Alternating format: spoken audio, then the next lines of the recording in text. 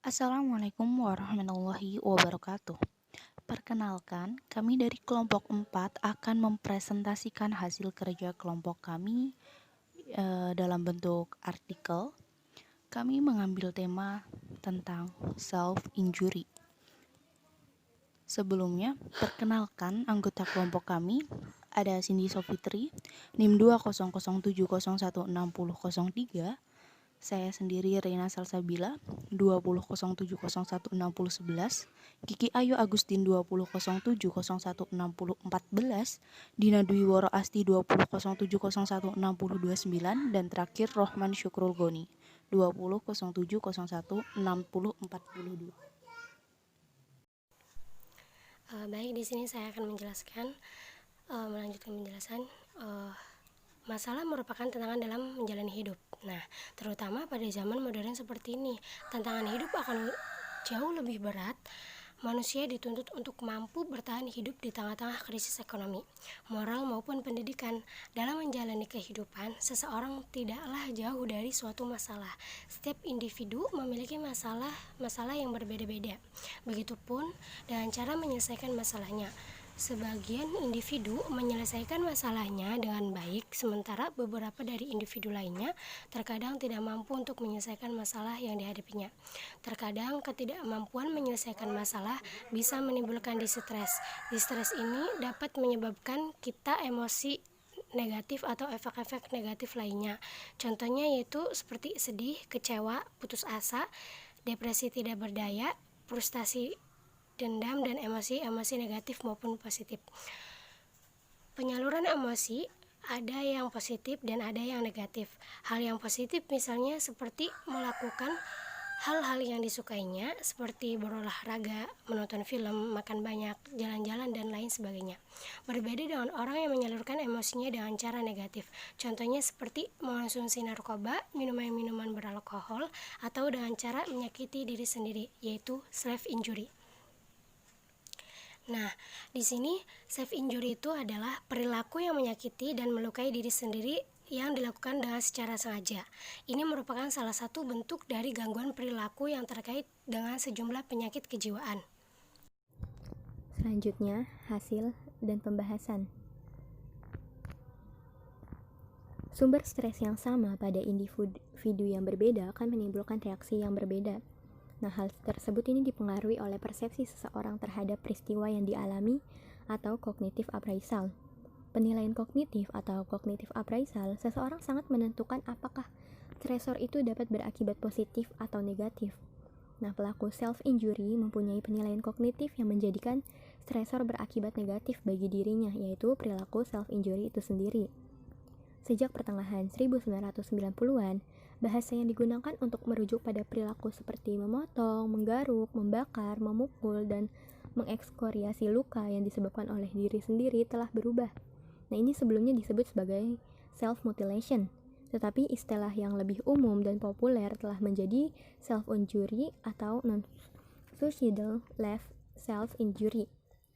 Baik orang yang melukai diri sendiri maupun yang merawat mereka telah memprotes bahwa self-mutilation adalah istilah yang terlalu ekstrim dan merendahkan.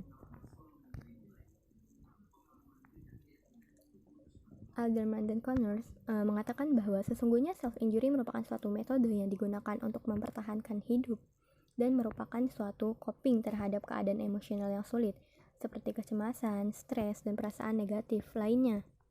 Pada penelitian yang kami lakukan, 9 dari 121 subjek yang kita teliti, nah ini sepakat bahwa melakukan self-injury adalah salah satu bentuk coping yang mereka pilih untuk menyelesaikan masalah mereka. Sebagai bentuk pelepasan emosi yang tidak terkendali, penyaluran emosi yang baik yang subjek pilih. Self-injury adalah perilaku di mana seseorang sengaja melukai tubuhnya sendiri. Ini bukan bertujuan untuk bunuh diri, melainkan ini hanya untuk melampiaskan emosi-emosi yang menyakitkan. Nah, hal ini yang juga dilakukan oleh para subjek. Individu akan melakukan pemilihan strategi coping yang sesuai dengan situasi tekanan yang dihadapinya untuk menyelesaikan masalah. Lazarus dan Folkman ini menyatakan bahwa dalam menghadapi stresor ada dua jenis coping yang digunakan, yaitu problem focus coping serta emotion focus coping. Ini dijelaskan lebih lanjut bahwa problem focus coping merupakan usaha secara langsung untuk melakukan sesuatu secara teratur atau konstruktif terhadap kondisi yang menyebabkan individu merasa takut, kondisi menyeramkan atau kondisi yang menuntut adanya perubahan. Nah, sedangkan emotion focus coping merupakan usaha secara langsung untuk mengatasi emosi. Keduanya memiliki kelebihan dan kekurangan masing-masing. Perilaku self-injury mengatasi stres yang menimbulkan emosi negatif termasuk dalam emotion focus coping bagi para pelakunya. Nah, mereka cenderung menyalurkan rasa sakit psikis kepada rasa sakit fisik, bukan berfokus kepada penyelesaian masalah yang dialami. Coping adalah mekanisme untuk mengatasi perubahan yang dihadapi atau beban yang diterima. Nah, apabila mekanisme coping ini berhasil, seseorang akan dapat beradaptasi terhadap perubahan atau beban tersebut. Individu cenderung menggunakan peran emosi dalam menyelesaikan masalahnya. Stereotypic self-injury. Stereotypic self-injury merupakan bentuk self-injury yang lebih ringan namun sifatnya lebih berulang. Self-injury tipe ini biasanya meliputi perilaku berulang seperti membenturkan kepala pada lantai. Individu yang melakukannya biasanya memiliki kelainan saraf seperti autisme atau sindrom Tourette.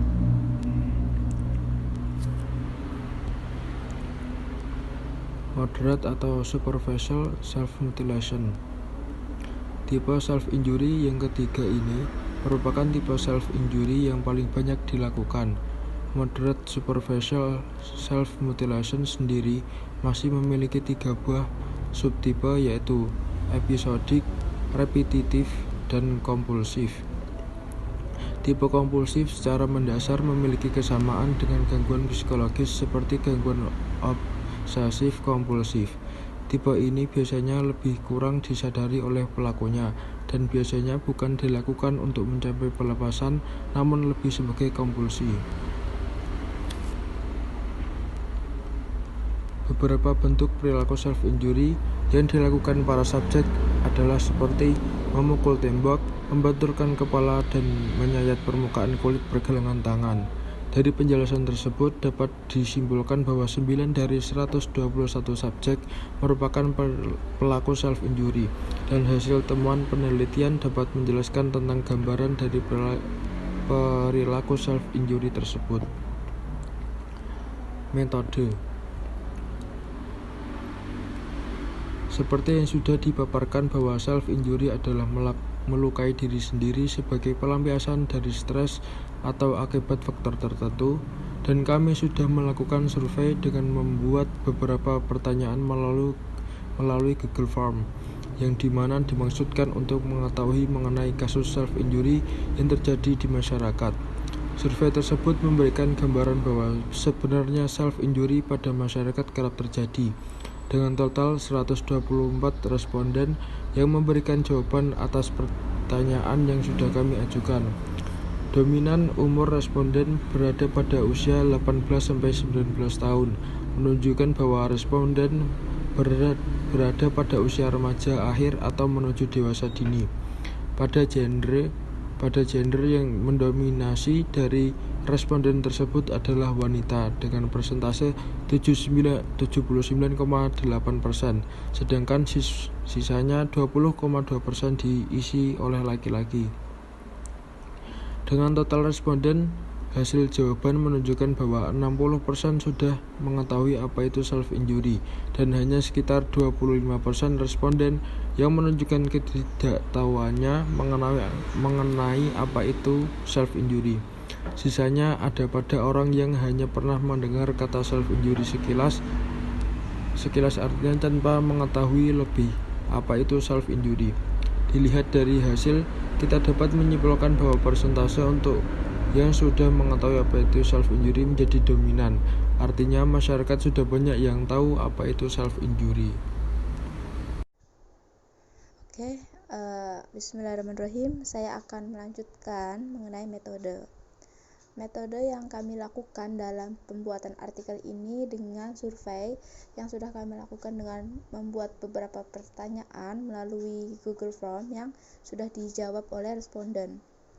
dengan total 124 responden yang sudah kami ajukan beberapa pertanyaan. Kemudian dominasi umur responden berada pada usia 18-19 tahun. Ini menunjukkan bahwa responden berada pada usia remaja akhir atau menuju dewasa dini. Dan gender yang mendominasi dari responden tersebut adalah perempuan dengan persentase 19,8%, sedangkan sisanya diisi oleh laki-laki.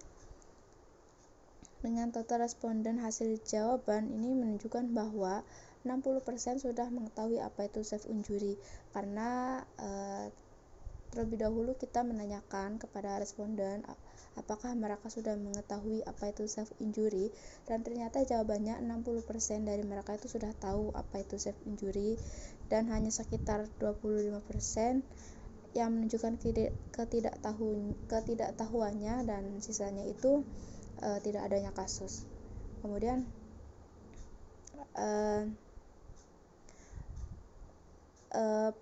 dari data ini kita dapat menyimpulkan bahwa persentase untuk yang sudah mengetahui apa itu self injury menjadi dominan. Artinya masyarakat ini sudah banyak yang tahu apa itu self injury.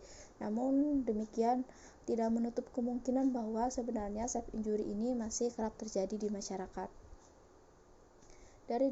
Dari masing-masing responden, jawaban ditemukan bahwa kasus self injury yang terjadi pada orang terdekat dari responden ini memasuki persentase 41%. Artinya ada hampir mencapai setengah persentase bahwa kasus self injury itu pernah terjadi pada orang terdekat dari responden. Dan juga sangat rentan pada usia 18-19 tahun. Kemudian dari 124 tanggapan narasumber atau responden ketika mengalami stres atau depresi ini pernah berpikir untuk melakukan self injury, ternyata hasilnya adalah mereka mengatakan bahwa 60,3% itu tidak pernah berpikir untuk melakukan self injury, dan 16,9% terkadang mereka juga pernah berpikir untuk melakukan self injury, dan 16,1% ini menyatakan bahwa mereka tuh pernah berpikir untuk melakukan self injury, dan sisanya itu 1,7% menjawab bahwa mereka sering berpikir untuk melakukan self injury. Jadi dalam ini dominasi bahwa mereka itu tidak pernah berpikir untuk melakukan self injury, namun juga terkadang pernah terlintas melakukan self injury dan pernah berpikir melakukan self injury.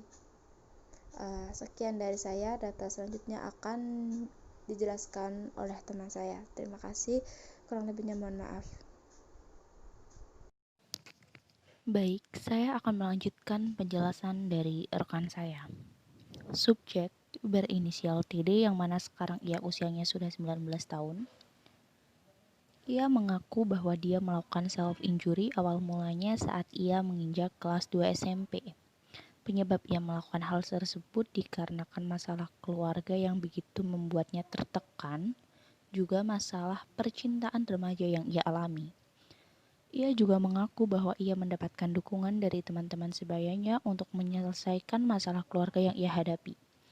Ketika ditanyakan kapan terakhir dia melakukan self-injury, ia mengaku bahwa ia melakukan self-injury terakhir kalinya pada saat ia menginjak kelas 1 SMA. Ia juga mengaku di saat ia melakukan self-injury, setelahnya ia akan merasakan ketenangan, walaupun tidak menutup kemungkinan bahwa dia juga merasakan sakit akibat self-injury tersebut.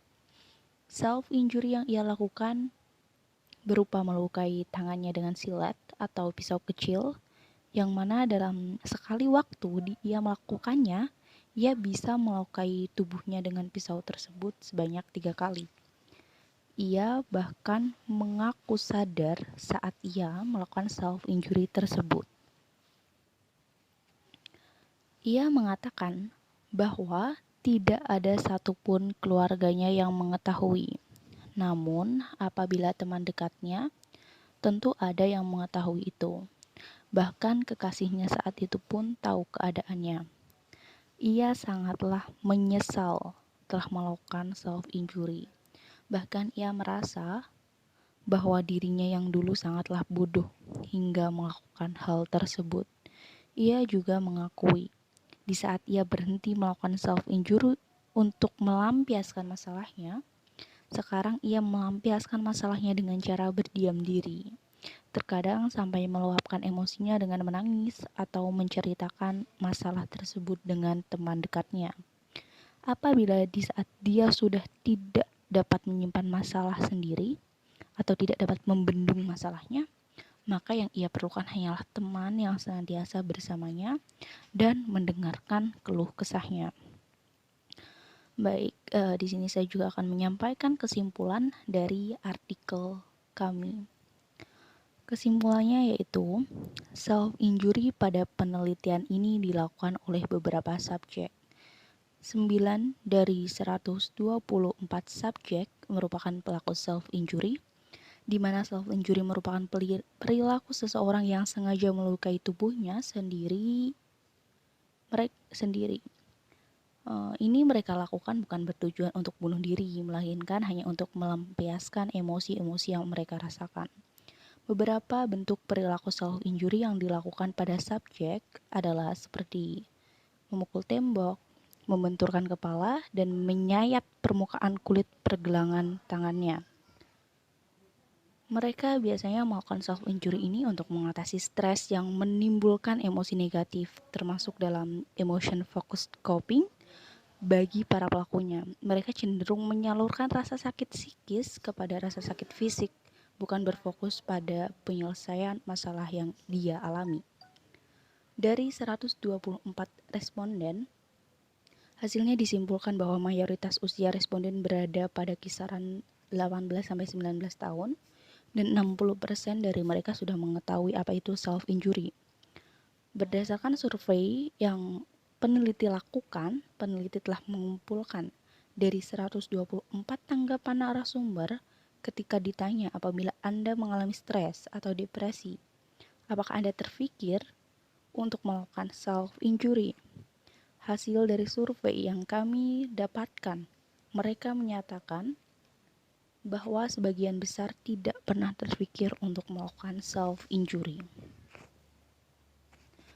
Baik, saran dari kelompok kami, menurut pendapat kami, alangkah baiknya jika memiliki masalah atau emosi-emosi yang mengganggu pikiran kita, gunakanlah problem focused coping dalam menyelesaikannya, bukan dengan emotion focused coping. Dengan melakukan self-injury ini akan merugikan diri kita sendiri tentunya. Sekian dari kelompok kami, kurang lebihnya mohon dimaafkan. Wassalamualaikum warahmatullahi wabarakatuh. Terima kasih.